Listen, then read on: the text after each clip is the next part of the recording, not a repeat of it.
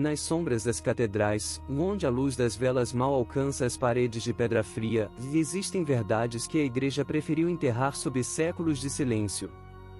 Documentos selados com lacre vermelho, nomes riscados dos registros e cinzas que um dia foram pessoas. Eu sou o canal Sopro do Além, e hoje, vamos abrir os arquivos proibidos da Santa Inquisição. Mas eu te aviso, alguns conhecimentos mudam para sempre a forma como você vê a cruz pendurada na parede. Ano de 1486. Duas cidades na Alemanha, Speyer e Colônia.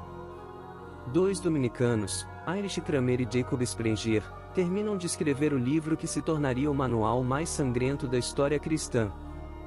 Maleus Maleficarum. O Martelo das Bruxas. 300 páginas detalhando como identificar, torturar e executar servos de Satanás. Mas aqui está o primeiro segredo que escondem de você. O Papa Inocêncio VIII hesitou em aprovar este livro. Não por piedade, mas porque achava exagerado demais. Mesmo para os padrões da Igreja medieval, o Maleus era brutal demais. Ainda assim, foi aprovado. E sabe o que este manual ensinava aos inquisidores? Como quebrar uma mulher em 7 dias. Dia 1, isolamento total na escuridão.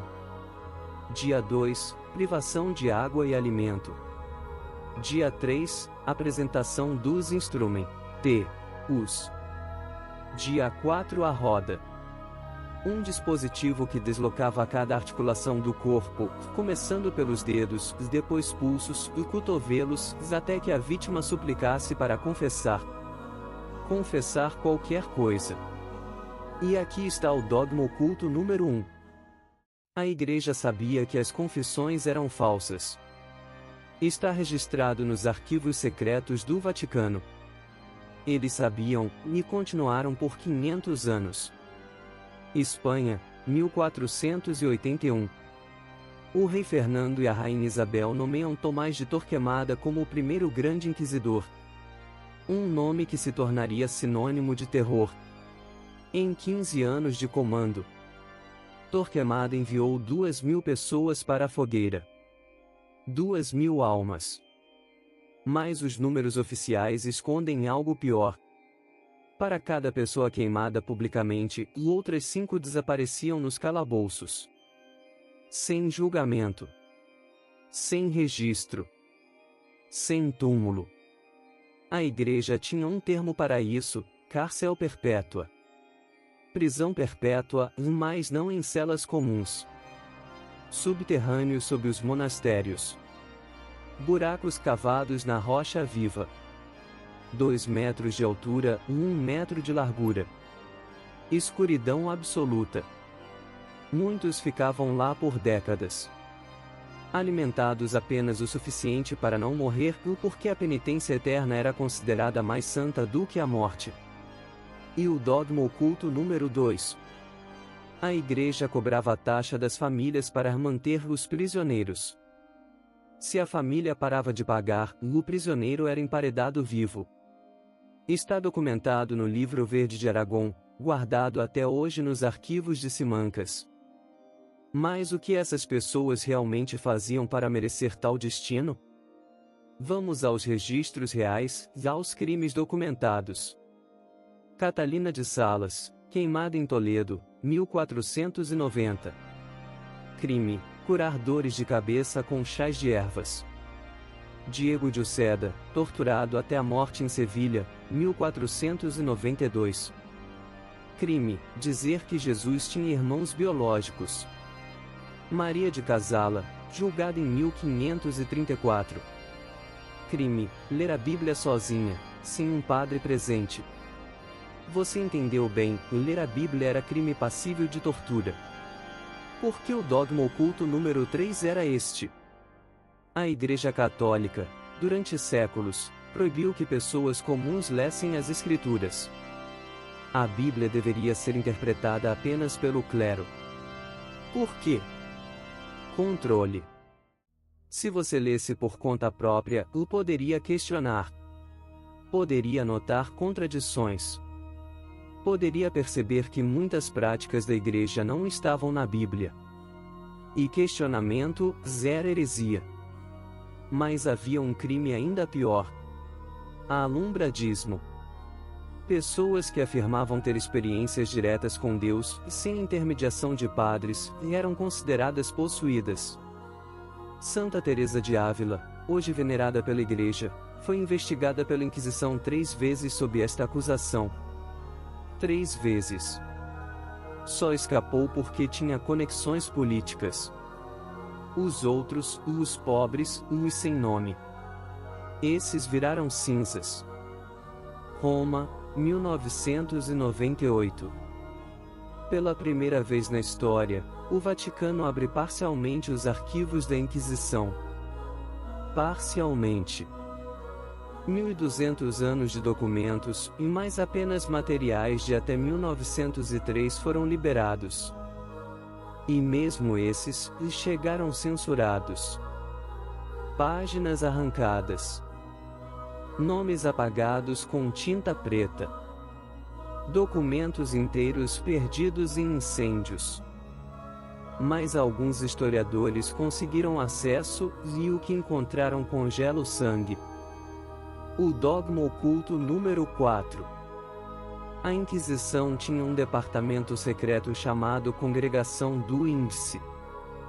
Sua função: não apenas queimar livros proibidos, mas reescrever livros históricos, obras de filosofia grega, tratados científicos árabes, e até evangelhos cristãos primitivos. Tudo passava por uma revisão teológica. O que contradizia a doutrina oficial era alterado. O que não podia ser alterado era destruído. Quantas verdades sobre os primeiros séculos do cristianismo foram apagadas? Quantas visões diferentes de Cristo existiram antes de serem queimadas? Nunca saberemos. E tem mais. Nos arquivos liberados, há referências a um documento chamado Protocolos de Avignon.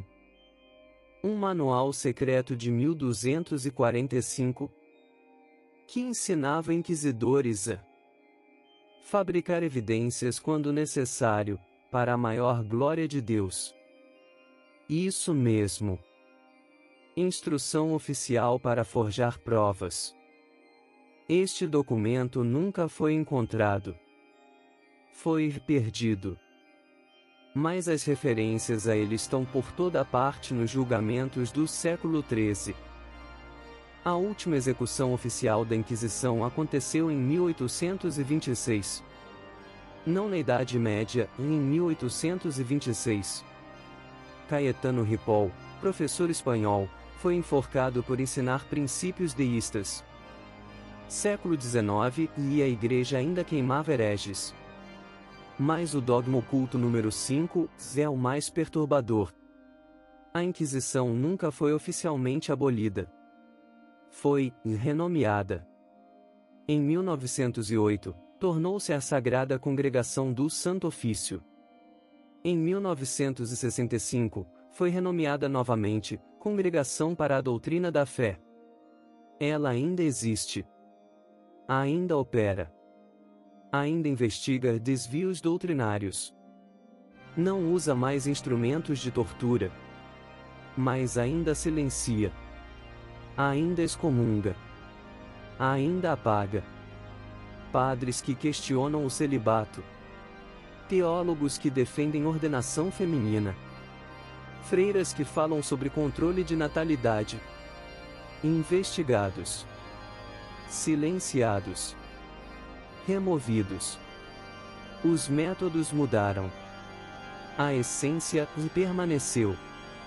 Hoje você conheceu 5 dogmas que tentaram enterrar. 1. A Igreja sabia que as confissões eram falsas. 2. Cobravam das famílias para manter prisioneiros vivos. 3. Ler a Bíblia sozinho era crime de morte. 4. Reescreviam e destruíam livros históricos. 5. A Inquisição nunca acabou, apenas mudou de nome. A verdade está nos arquivos, nos documentos que ainda escondem, nas perguntas que não querem que façamos. Eu sou o canal Sopro do Além, e se você chegou até aqui, é porque a verdade vale mais que o conforto da ignorância. Deixe nos comentários, que outro segredo obscuro da história você quer que eu desenterre? E lembre-se, eles estão sempre observando.